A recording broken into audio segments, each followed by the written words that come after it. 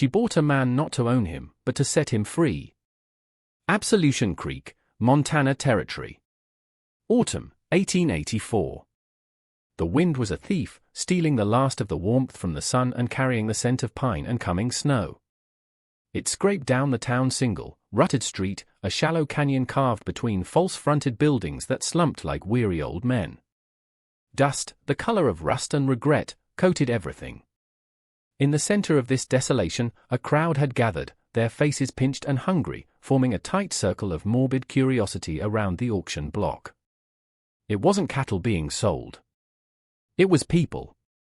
Annalise Vance stood at the edge of the gathering, a solitary figure defined by the space others gave her.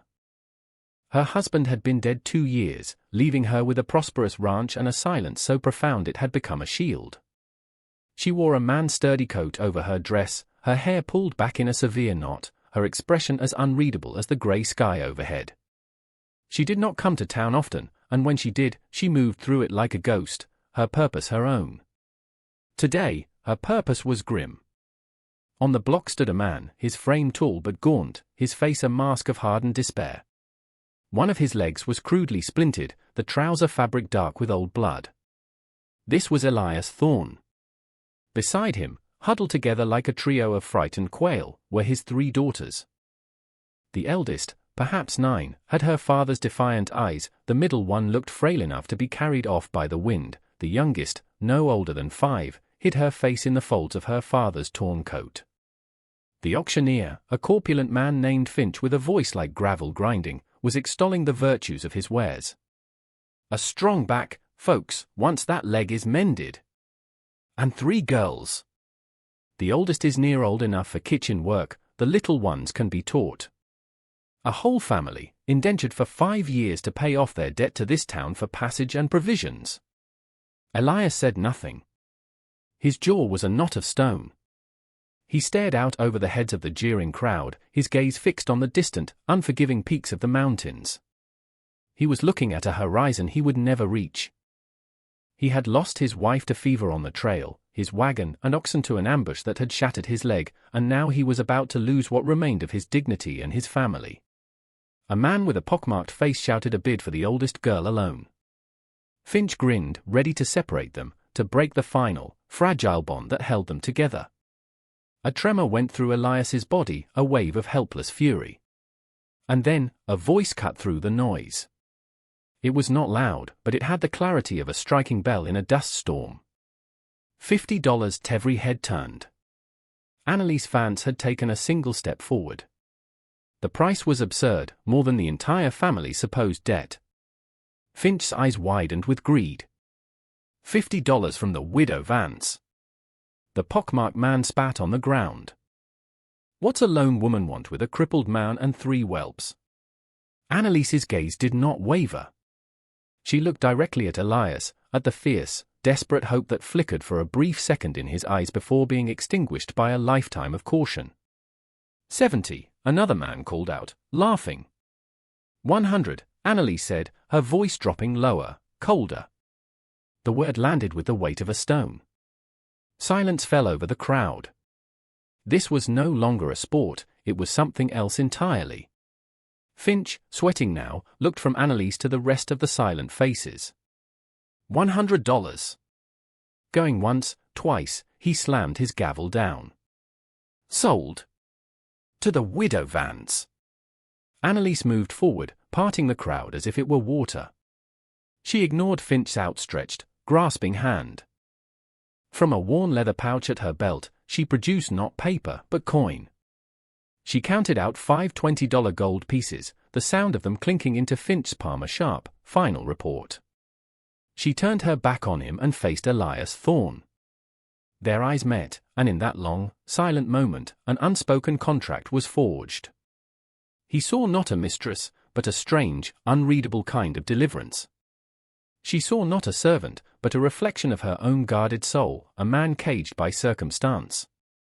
She gave a short, sharp nod toward the end of the street, where her wagon was waiting. She said nothing. She did not need to. Elias gathered his daughters, his movements stiff with pain and pride. He did not thank her. The word would have felt like a betrayal of his own brokenness. He simply followed, his children trailing in his wake, a shattered constellation moving in the orbit of a new, inscrutable star. The town watched them go, whispering. They did not understand. They saw a fool and her money. They did not see a woman buying back a piece of her own humanity. The journey to the Vance ranch was made in a silence as vast and empty as the landscape around them.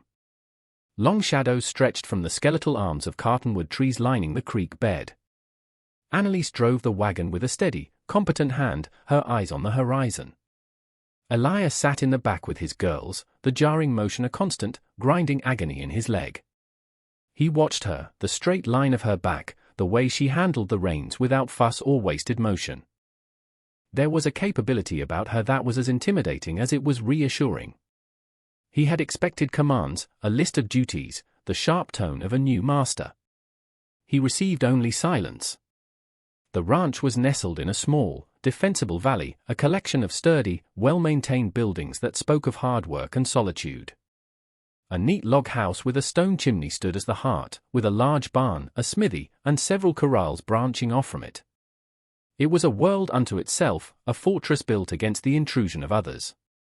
Annalise pulled the wagon to a stop not before the main house, but in front of a smaller, cleaner cabin set off to the side. It was a bunkhouse, but it was in good repair, a thin curl of smoke already rising from its own chimney. "This will be yours," she said. It was the first thing she had spoken directly to him since the auction. Her voice was low, matter-of-fact. She pointed to the woodpile. "There is wood." Water in the barrel. She climbed down from the wagon, her movements economical. She did not wait for a reply. By the time Elias had painstakingly lowered himself and his daughters to the ground, she was gone, vanished into the main house. He stood there, leaning heavily on his oldest daughter, Sarah, surveying his new prison. Or was it a sanctuary? Inside, the cabin was sparse but immaculate. 2 simple bunks were fitted with clean, thick blankets. A small stove radiated a welcome warmth. On the single table sat a heavy iron pot of stew, still steaming, a loaf of dark bread, a pitcher of milk, and a clean stack of tin plates. Beside them lay a pile of linen bandages and a jar of dark, pungent salve. There were no locks on the door. This, more than anything, confused him. He was a purchased man, a piece of property, yet he was being treated with a detached, almost clinical form of dignity. In the days that followed, a quiet rhythm established itself. Annalise would rise before the sun, her movements a distant, industrious hum. She would leave provisions on the porch of the bunkhouse, a pail of fresh milk, eggs, a slab of bacon, and then disappear into the routines of her ranch.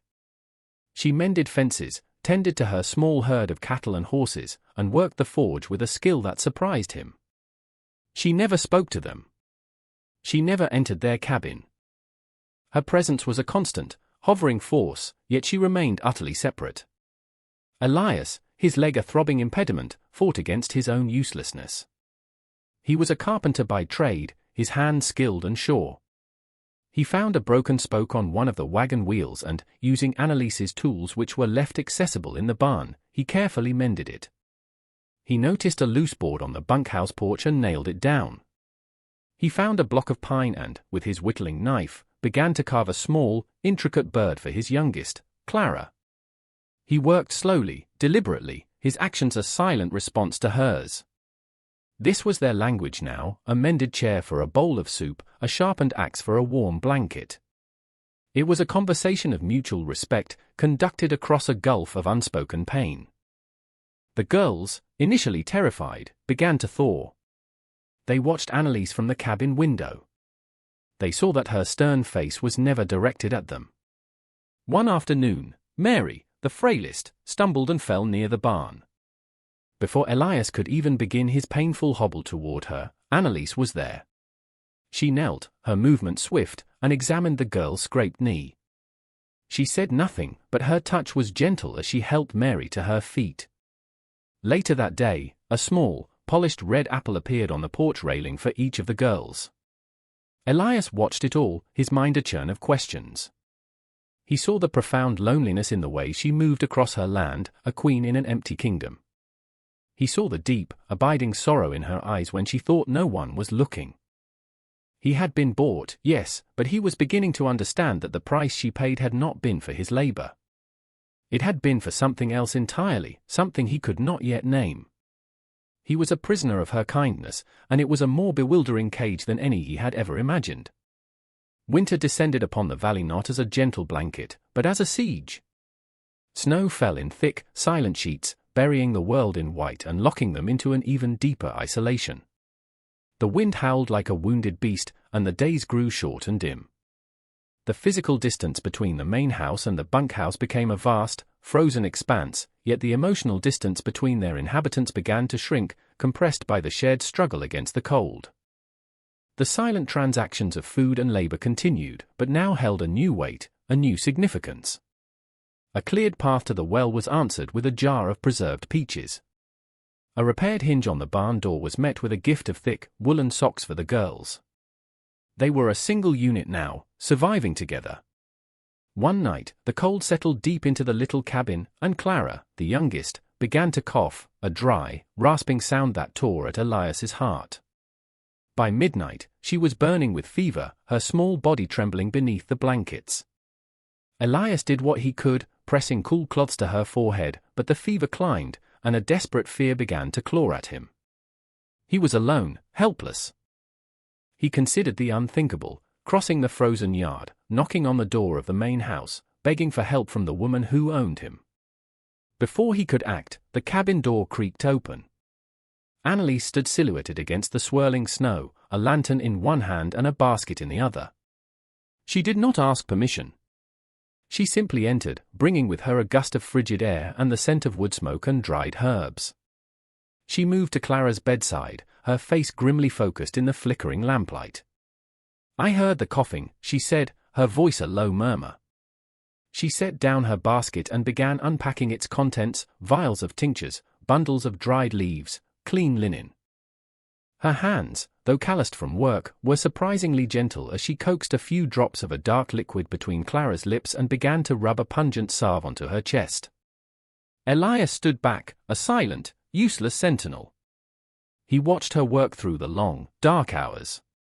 She did not speak again, but moved with a quiet, fierce concentration, her entire being focused on the small, fragile life in the bunk. She was no longer the distant rancher or the mysterious benefactor, she was a woman fighting a familiar enemy. As the first pale light of dawn crept into the cabin, the fever broke. Clara's breathing eased, and she fell into a deep, peaceful sleep.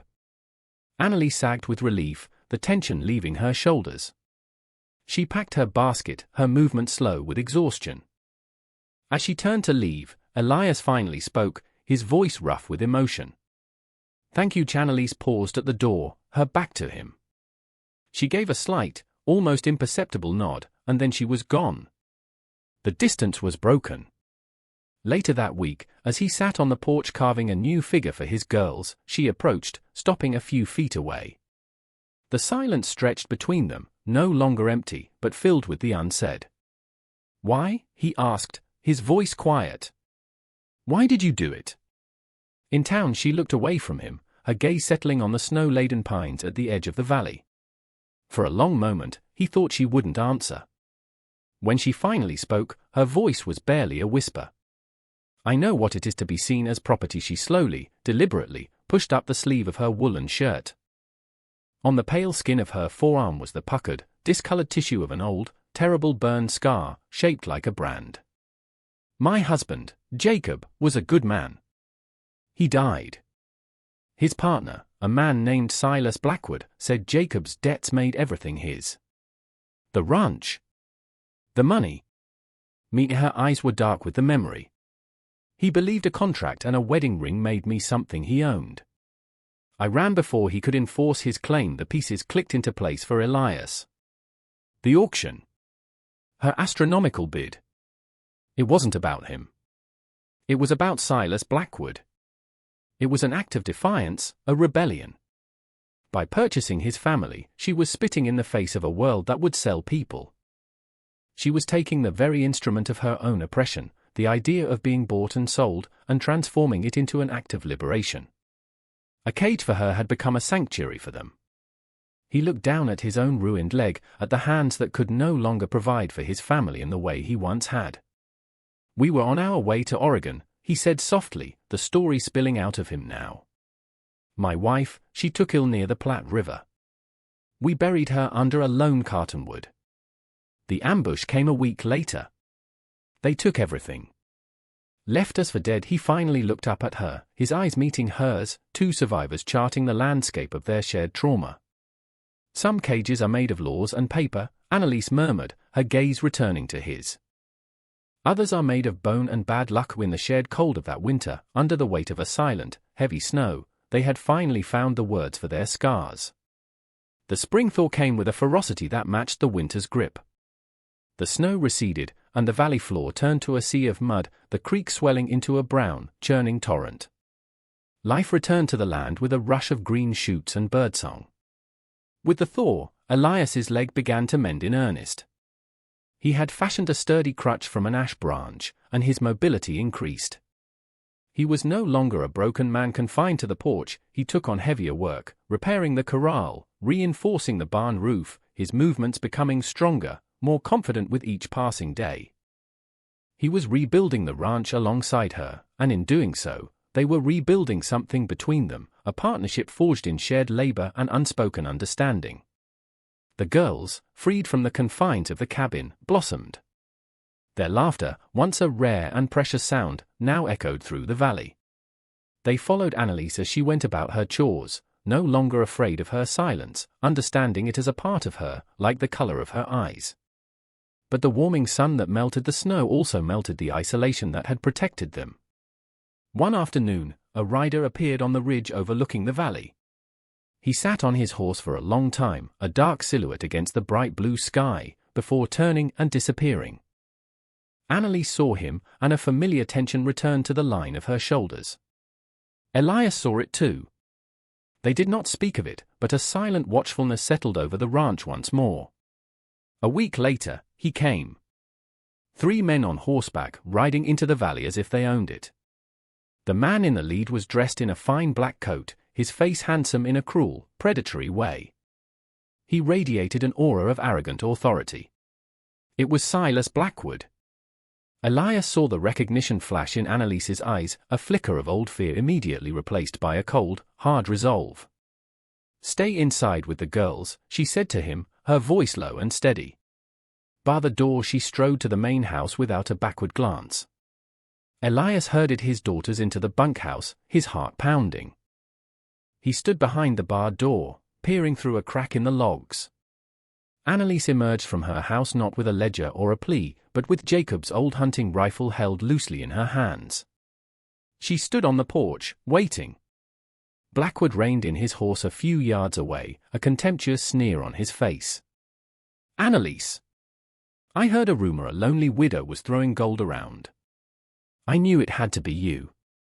You took what was mine and nothing here is yours, Silas." Annalise's voice was clear, carrying in the still air. It held no trace of the whisper he'd heard in the dead of winter. It was the voice of a woman who knew the borders of her own land. "The contract is clear," Blackwood said, his voice rising with impatience. "Your husband's holdings revert to me. That includes this ranch. And it includes you." He looked past her, his gaze falling on the bunkhouse.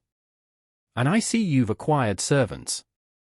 I'll be taking them as well." Just then, the bunkhouse door creaked open. Elias stood there, his crutch in one hand, his face set like granite. He moved to stand on the ground just below the porch, placing himself squarely between Blackwood and Annalise. He said nothing. He just stood there, a broken but immovable object.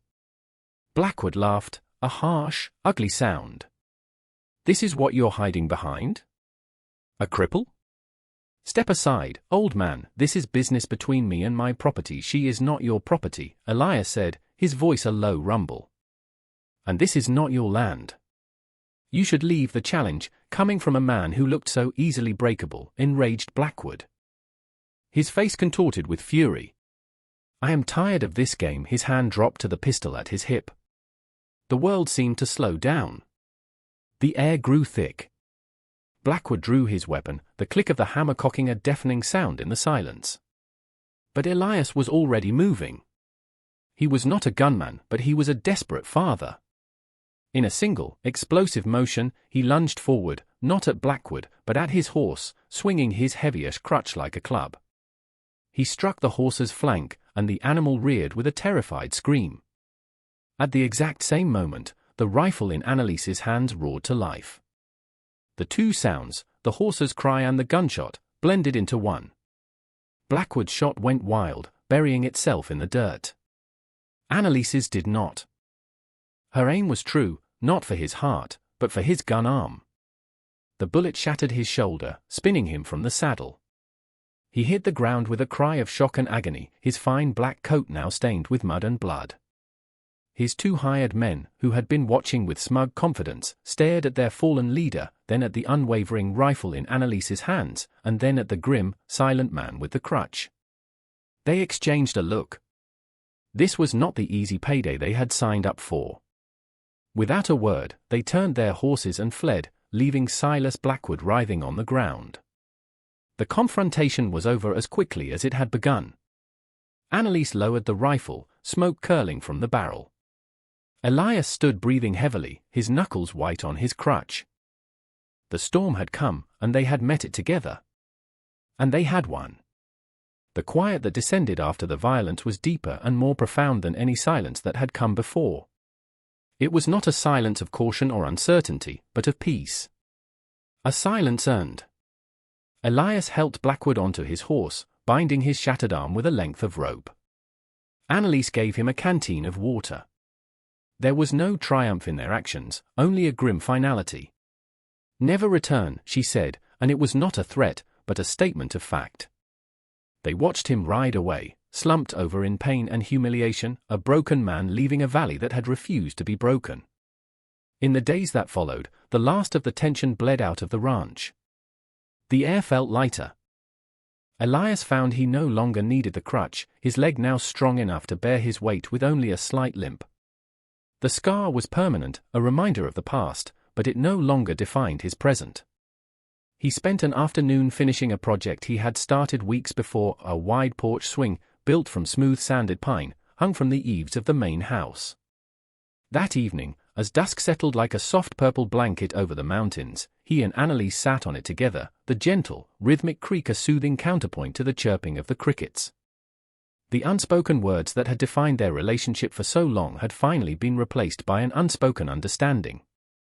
He reached into his pocket and pulled out a small, heavy object. It was the gold coin she had used to pay for him at the auction, the one he had seen her count into Finch's greedy hand. But it was changed. He had spent hours in the smithy, heating and hammering the metal, transforming it. It was no longer a coin, a symbol of a transaction. It was a simple, unadorned ring, its surface bearing the faint, beautiful marks of the hammer. It shone with a soft, warm light in the fading day. He held it out to her in the palm of his calloused hand. He did not ask her to be his wife. He did not speak of love or forever. The words were too small for what they had built. "A foundation," he said, his voice quiet but steady. "For this ranch. For this family." For us, Annalise looked from the ring to his face. She saw no trace of the broken man from the auction block. She saw a man of quiet strength, a partner, a protector. She saw home. The last of the walls around her heart, the ones built from fear and loss and a fierce, lonely pride, crumbled to dust. She reached out and took the ring, her fingers brushing his. The metal was still warm. She slid it onto her finger, a perfect fit. Later that night, after she had tucked the girls into their beds in the main house, where they now slept, she did something she had never done before. She kissed each of their foreheads, a soft, maternal gesture that felt as natural as breathing. Sarah, the oldest, opened her eyes and smiled a sleepy, knowing smile. Annalise found Elias on the porch, leaning against a post, watching the first stars appear in the ink-black sky. She came to stand beside him, not speaking, simply sharing the vast, peaceful darkness. After a long moment, their hands found each other, his rough and strong, hers capable and sure. She leaned her head against his shoulder, a gesture of complete trust, a final surrender to the safety she had found not in solitude, but in him. She felt the solid strength of him, a human anchor in the wide, wild world. She closed her eyes, breathing in the scent of pine and wood smoke and him. "I'll love you forever," she whispered, the words a secret promise given to the night, to the stars, and to the man who stood beside her. It was not a beginning. It was a continuation of a story that had started with a desperate act of rebellion and had become a testament to the enduring power of a quiet love. 10 years passed. The snows of 10 winters melted into the green of 10 springs. The Vance Ranch, as it was now known, was no longer a solitary fortress but a thriving heart in the valley. A new wing had been added to the main house, built by Elias's hands. The corrals were larger, holding a fine stock of horses that were known throughout the territory. The laughter of children was no longer a rare sound but the constant, melodic backdrop of life. Sarah, now a young woman of 19, had Annalise's quiet competence and Elias's steady gaze. She could ride and rope as well as any man, but her true gift was with the ledgers, her sharp mind managing the ranch's growing prosperity. Mary, her childhood frailty long shed, had become the valley's teacher, gathering the children from their ranch and a few neighboring homesteads onto the wide front porch, her patient voice a gentle murmur as she guided them through books. And Clara, on the cusp of 15, possessed a spirit full of light and artistry, her sketches of the mountains and the wildlife pinned to the walls of their home.